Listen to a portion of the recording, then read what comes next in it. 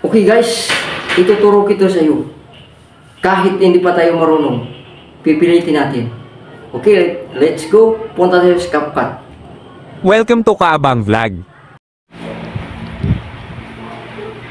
Okay, click CapCut. New project. Yung video na ginawa natin, yan. So yan, hanapin natin ng timing. Yan. So yan, pindutin natin.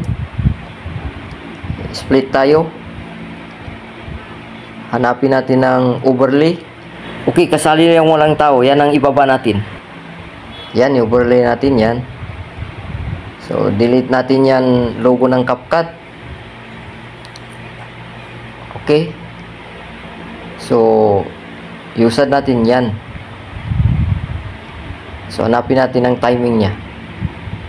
Yan mga guys. So pahabain natin para hindi tayo mahirapan. Yan. Pindutin natin yan para pumuti. Yan. Hanapin natin ng mask. Yan ang mask. Click natin. So piliin natin ng horizontal. Yan. So yan guys. Ikutin natin. So yan. Itatago muna natin itong yellow line. So ang gawin natin ay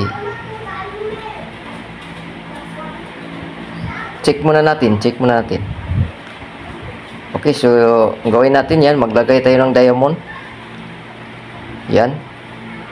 So balik tayo sa mask. Yan. So ilapit natin yung yellow line. Yan. Okay. So ita-timing natin yan. Sa pagbaba ng kahoy. Ibaba din natin yan. Hanggang sa nasa baba na yung kahoy. Ganyan. Oh. So yan. Bumaba na yung kahoy. Pero itong natin, kayo yan pero ito, kayo ang gumalaw yan. Unti-unti papunta doon. O yan. Okay, bumaba na yung kahoy. So, baba din natin yung yellow line. Yan. Hanggang sa makababa na yan. Yan. Ita-timing lang natin. Tapat dyan sa likod ng kahoy yung yellow line. Yan. Okay, baba natin. Yan.